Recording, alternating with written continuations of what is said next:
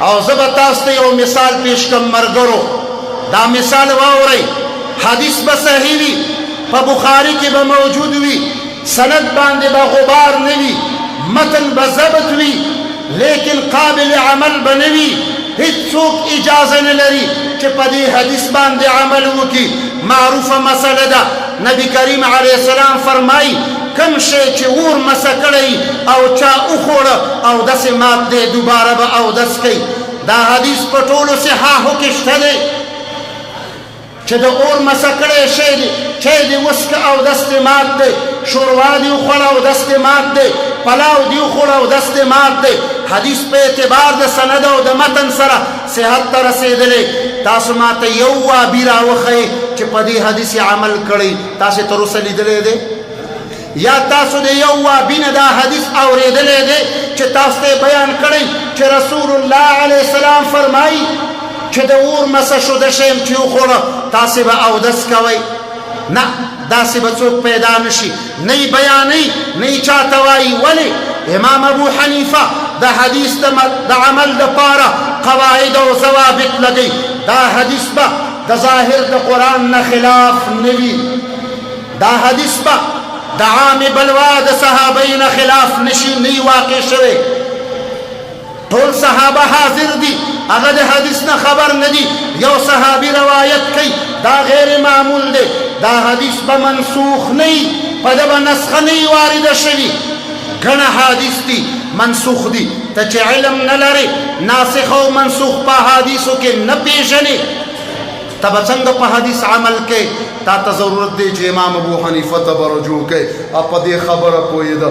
همدا وجه د امام ابي یوسف وایي وی چې کله به امام ابو حنیفه قیاس دی یو مسلې وکړه، ما ته به خفګان پیدا شو.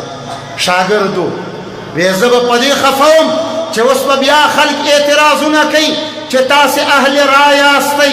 دا خبر به په ما بده لګېدله. زه به لاړم، فرمایي درت علی اهل الکوفه، ټوله کوفه به مې وکته، محدثینو ته به لاړم، د دې مسلې موافق به مې دوه درې څلور احادیث پیدا کړ. زړه کې به ډېر خوشحاله وم. امام اعظم ابو حنیفه ته به مې راوړه چې ای امام احادیث شته، د قیاس ضرورت نشته. وی امام به مسکی شو، وبه خندل. ما ته به وفرمیل چې ای ابي یوسفه دا حدیث معلول دی، دا غیر قابل عمل دی، دا متروک دی، په دې استدلال نشي کېدلی. وی زما عقل به حیران شو چې رب دې امام ته تا څومره کافي علم ورکړی. ځکه مبارک فرمای انا جامع لعلم اهل کوفه، زه جامعم علم د اهل کوفې لره. راشه اهل کوفه طبقات ابن سعد کې فرمای 1400 صحابه د محمد عربي صلی الله علیه وسلم کوفې ته راغلي. پای کې حضرت علی رضی الله عنه دی، پای کې حضرت عبدالله ابن مسعود دی، پای کې ابا موسی اشعری او کبار صحابه کرام دي. امام ابو حنیفه وایي دا علم د دې خلکو نه ماته حاصل دی، د دوی علم د ما سره دی.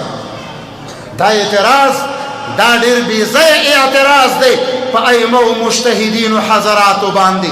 لہذا په احادیثو پوهېدونکي خلک ائمه مجتهدین حضراتو دا فتنې په دې وطن کې جوړول، دا امت کې اختلاف راوستل، د زوی او د پلار په منځ کې په مسله د دین کې اختلاف راوستل، د شرک او د کفر او ضلالت او د بدعت ټاپې لګول، دا خیرخواهي د دې امت مسلمه نه ده. دا خلک نه اهل علم دي، نه اهل اصلاح دي، نه اهل خیر دي، دا ایجاد د اختلاف کوي.